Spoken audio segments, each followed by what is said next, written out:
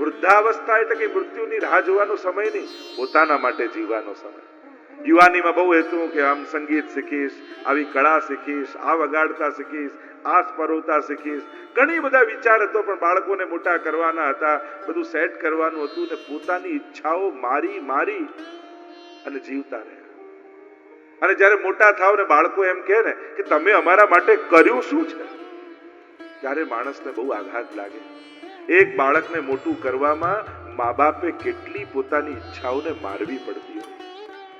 એમ થાય કે આજે તો અહીંયા ફરવા જઈશું, બધા તૈયાર થઈને બેઠા હોય, એટલામાં બાળકની તબિયત બગડે, તાવ આવવા લાગે અને મમ્મી એમ તુરંત કહી દે કે આજે ફરવાનું કેન્સલ, આજે આને સારું.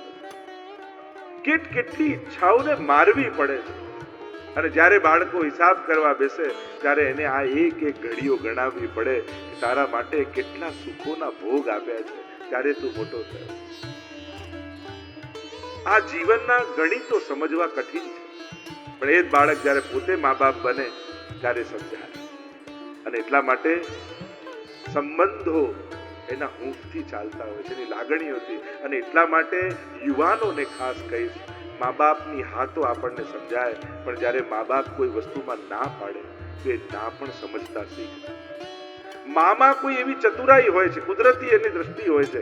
તમારા આખા ફ્રેન્ડ સર્કલમાં કોઈ એક વ્યક્તિ સારું નહીં હોય ને, મમ્મી અને પપ્પાને તરત ખબર પડી કે જો બેટા બાકી બધા બરાબર, આનાથી સાચવજો, આ બરાબર નથી. અને ખરેખર તમને જ અનુભવ થશે થોડા સમયમાં કાંઈક એવું થશે કે એ ઓળખાઈ જશે. આ કુદરત એને શક્તિ આપતું હોય છે ઓળખવાની. અને એટલા માટે મા બાપની નામાં પણ પ્રેમ છે, એ જ્યારે સમજાઈ જશે ત્યારે પછી બધા જ ઉદ્વેગો શાંત થઈ જાય. તમે મોડા થાવ ને મા બાપ ખીજાય, એ વાત તો એનો પ્રેમ છે. જો મા બાપને પડી જ ના હોય કે ભલે જે થવું હોય થાય, તો એમ માનવું કે હવે પ્રેમ ઘટી ગયો. પણ ક્યાંક એને નીંદ ના આવે, ક્યાંક એ જાગતા હોય કે આટલું મોડું કેમ થયું, એમાં જ એનો સ્નેહ છુપાયેલો છે. અને ઘણી વાર મા બાપનો સ્નેહ બંધન લાગવા માંડે, વારે ઘડીએ પૂછે, વારે ઘડીએ પૂછે, વારે ઘડીએ પૂછે, ત્યારે યુવાનોને એમ થાય કે અમને જ કેમ ટોક ટોક કરો છો, અમારી જોડે જ કેમ આવો? તારી જોડે જ એમને પ્રેમ છે. એટલા માટે પ્રેમ સહજ આ આપે છે, ચિંતા આપે છે, સ્નેહ આપે છે. ધર્મ ભજસ્વ સતતમ ત્યજ લોક ધર્માન. ધર્મનું આરાધન કરો, લૌકિક ધર્મોને ત્યાગો. સંસાર તમને છોડી દે એના પહેલા ધીમે ધીમે તમે સંસારને છોડતા. અમુક ઉંમર થાય તમે જોજો, તમારા છોકરાઓના ફ્રેન્ડ સર્કલ આવે ને, ઘણી વાર પપ્પા સામે જ બેઠા હોય પણ સામે જુએ નહીં, સીધા હાય હેલો કરીને આમ કઈ પોતાના રૂમમાં. ત્યારે વડીલને એમ થાય કે શું અમારું અસ્તિત્વ નથી, અમારી સામે જોયું નહીં, અમારી સાથે આમે નહીં. એમ ધીમે ધીમે તમને સંસાર એવોઇડ કરવા લાગે. તમે સંસારના કામના હતા ત્યાં સુધી તમારું મહત્વ હતું. જ્યાં તમે ભક્તિ શરૂ કરીને સંસારના કાર્યમાંથી મુક્ત થવાનો પ્રયાસ કર્યો, તો સંસાર આપણને છોડે એના પહેલા સંસારને ધીમે ધીમે છોડવા લાગે. આંખે દેખાતું ઓછું થાય એના પહેલા બહુ જોવાની ઈચ્છા ઓછી કરી, પચતું બંધ થાય એના પહેલા ખાવાની ઈચ્છા ઓછી કરી. અને આપણી તકલીફ શું, આ બધું જાય ને ત્યારે જ એની કિંમત સમજમાં આવે. લોકો ચશ્માને જેટલા સાચવે એટલી જો આંખોને સાચવી હોત તો ચશ્મા પહેરવાનો વારો જ ના આવ્યો. લોકો દાંતના ચોખ્ખાને જેટલું સાચવે એટલા દાંતને સાચવ્યા હોત તો ચોખ્ખા પહેરવાનો વારો જ ના આવ્યો. જતું હોય ને ત્યારે માણસને કિંમત થાય. અને બાળપણ અને ગળપણ બંને એક સરખું લાગે. ઘૂંટણીએ ચાલતો થાય એટલે સમજમાં આવે કે બાળપણ આવ્યું, અને ઘૂંટણ દુખતા થાય એટલે સમજમાં આવે કે હવે. બાળક નાનું હોય ત્યારે માં ટોકે કે જો બેટા આમ ન બોલાય, આમ બોલાય, આમ ન બેસાય, આમ બેસાય, આમ ન જવાય, આમ જવાય. અને એ દીકરો મોટો થાય ને બા ગરડા થાય એટલે દીકરો જ કે બા આમ બધાની વચ્ચે ના બોલાય, બા આ રીતે ના બેસાય, બા આમ ન ખવાય. એ દીકરો પાછો બાને સમજાય. બાળક નાનું જન્મ્યું હોય ને ત્યારે બધા મળવા આવે એટલે હલાવી લાવીને બતાજો મામા આવ્યા, જો કાકા આવ્યા, જો દાદા આવ્યા. અને એ જ વડીલ જયારે છેલ્લી ઘડીએ પથારીમાં હોય ત્યારે એ જ દીકરો હલાવી હલાવીને બતાજો કાકા આવ્યા છે, જો મામા આવ્યા છે, સામે ઉભા છે, જુઓ જુઓ. અરે આખી જિંદગી એ જ તો જોયું છે. એના કરતા વૈષ્ણવને સામે ઉભા રાખો જેથી એમને ઠાકોરજીનું સ્મરણ થાય. કોઈનો અંત સમય બગાડવો નહીં. એને લૌકિક નથી દેખાતું તો બને એટલું એના મનમાંથી લૌકિક જાય એવો પ્રયાસ કરો. જો તમને લેવા યમુનાજી પધાર્યા છે, જો તમને લેવા મહાપ્રભુજી ઠાડા છે, જો વ્રજભક્તો તમને લેવા આવ્યા છે, અને એમ કરી એમને અલૌકિક તત્વોનું અનુસંધાન કરાવે. કોઈના અંત સમયમાં બહુ લૌકિકનું સ્મરણ કરાવી એનો અંત સમય બગાડવો. ધર્મ ભજસ્વ સતતમ ત્યજ લોક ધર્માન સેવસ્વ સાધુ પુરુષાન જય કામ તૃષ્ણા. સાધુ પુરુષોનો સંગ. અમુક ઉંમર થાય અને બધું ગોઠવાઈ ગયું હોય તો કોઈ મહાપુરુષના સત્કાર્યમાં જોડાઈ જાઓ. કોઈ પણ પ્રકારની સેવાની જવાબદારી લઈ. કારણ તમે ઉત્તમ કાર્યમાં નહીં જોડાઓ તો ધીરે ધીરે ધીરે તમારું મન નબળા વિચારો તરફ ગતિ કરવા લાગે. મન નેગેટિવ થઈ જશે. ઘણા લોકો મોટી ઉંમરમાં એટલા નેગેટિવ થઈ જાય. કેમ? કારણ કે સત્કાર્ય ન પકડ્યું. એટલે કોઈ સાધુ પુરુષના સંગમાં એના સત્કાર્યમાં જોડાઈ જાય.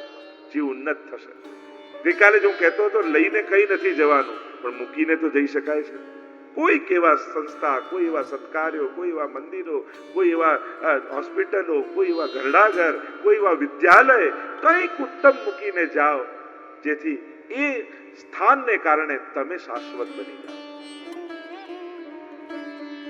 સાસેવસ્વ સાધુ પુરુષાન જય કામ તૃષ્ણામ અન્યસ્ય દોષ ગુણ ચિંતન માસુ મુક્ત્વા. બીજાના દોષ અને ગુણ જોવાનું છોડી દો. અને ઘણા લોકો ઓલવેઝ જજ કરતા હોય. આ સારું ના ખરાબ, ને આ સારું છે, આ ખોટું છે, આ ખરાબ છે, દુનિયામાં આમ ન થવું જોઈએ, પેલું આમ ન થવું જોઈએ. અરે તારું ઘર સાચવ, અમેરિકા રશિયા જે કરવું હશે કરી લેશે.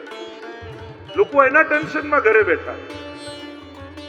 તારા પરિવારને એક કરે તો ઘણું છે, દુનિયાને એક કરવાની કોશિશ ના કરે. લોકો ન્યૂઝ ચેનલો જોતા જોતા દુનિયા એક કેમ થાય એના ટેન્શનમાં બેઠા હોય અને ઘરને એક કરવાનું ભૂલી જાય. જો આ નાના નાના ઘરોથી દુનિયા બની છે. દુનિયામાં શાંતિ લાવનારે પહેલા પોતાના ઘરમાં શાંતિ કરવી. આ શરૂઆત છે શાંતિ કરવાની. પોતાને અશાંત કરી ક્યારે પણ કોઈને શાંતિ આપી શકાતી નથી. પોતે દુખી થઈ ક્યારે કોઈને આનંદિત કરી શકાતા નથી. બીજાને આનંદ આપતા પહેલા પોતે આનંદિત થવું પડે. પોતે પ્રસન્ન રહેવું પડે, ત્યારે પ્રસન્નતા વાટી શકાય. અન્યસ્ય દોષ ગુણ ચિંતન માસુ મુક્ત્વા. જેવા છે એવા સ્વીકાર. બદલવાની પ્રતીક્ષા કરતા રહેશો ને, દરેક વહુને એમ થાય કે સાસુ ખાલી એનો સ્વભાવ સુધારી દે તો મને જરાય વાંધો. પણ આ સ્વભાવની એને 80 વર્ષ 70 વર્ષ 60 વર્ષ પ્રેક્ટિસ કરી, એ ક્યાંથી ચેન્જ થાય? એટલે સુધારીને સ્વીકારવાની વૃત્તિ રાખશો તો ક્યારેય કોઈને સ્વીકારી નહીં શકો. એ આવા જ છે એમ મારે સ્વીકાર. પરસ્પર છે. સાસુને વહુને સુધારવાની ચિંતા, વહુને સાસુ સુધારવાની, અને બંને એકબીજાને સુધારવામાં બધું બગાડી નાખે. અને એટલા માટે બહુ સુધારવાના પ્રયાસ. અમુક ઉંમર થાય અને લાગે કે હવે અમારા કહેવાનો બહુ પ્રભાવ નથી પડવાનો, ત્યારે પોતાનું અલૌકિક બગાડી લૌકિક સુધારાને તો સેવા કરતા કરતા મારો દીકરો સેવા કરતો ક્યારે થશે એ ચિંતામાં પોતાનો આનંદ ગુમાવ્યો. મારા આ આવતા નથી તો એ જ્યારે આવશે તમે તમારું તો ના બગાડો. ઘણાને વરને સુધારવાની બહુ ચિંતા હોય. એ તો તમે નિશ્ચલ સાચા વૈષ્ણવ બની જાઓ તો સહજમાં એને રંગ લાગશે. પણ સુધારવાની ચિંતામાં અમુક ઉંમર થાય ને પછી પોતાની જાતનું કલ્યાણનો જ વિચાર કરો. બહુ બધાનો વિચાર કરવા જશો તો સ્વયંનું સુધારવાનું ભૂલી જશો. હવે સમય છે આત્મ ઉદ્ધાર કરવાનો. હવે બધાને સુધારવાનો સમય ગયો. તમે નાનપણમાં એને સંસ્કાર આપવા ના હતા, બધું આપી તમારી જવાબદારી છોડી દીધી. હવે થઈ ગયું, હવે એની રીતે ઉગશે. હવે આત્મકલ્યાણનો વિચાર કરો. એટલે બહુ બીજાનું ચિંતન કરી કરી કરી પોતાનું કલ્યાણ બગાડવું. આપણે આપણું કલ્યાણ સાધી લઈએ. અને એટલે કે અન્ય દોષ ગુણ ચિંતન માસ મુક્ત્વા સેવા કથા રસમહો નિતરામ પીબત્વમ. સેવા અને કથાના રસ પી. કારણ કે આ સમય તો જઈ રહ્યો છે. ધીમે ધીમે ધીમે ધીમે ક્યાં સરકી રહ્યું છે આ સમય. જેમ રેતને મુઠ્ઠીમાં પકડો ને ધીમે ધીમે સરકતી હાથ ખાલી થઈ જાય, એમ અચાનક માણસને ઘણી વાર થાય હું 70 વર્ષનો થઈ ગયો, હું 80 વર્ષનો થઈ ગયો. આ જિંદગી જીતા જીતા ક્યાં સરકી ગઈ. મેં તો મારા માટે કંઈ કર્યું જ નહીં.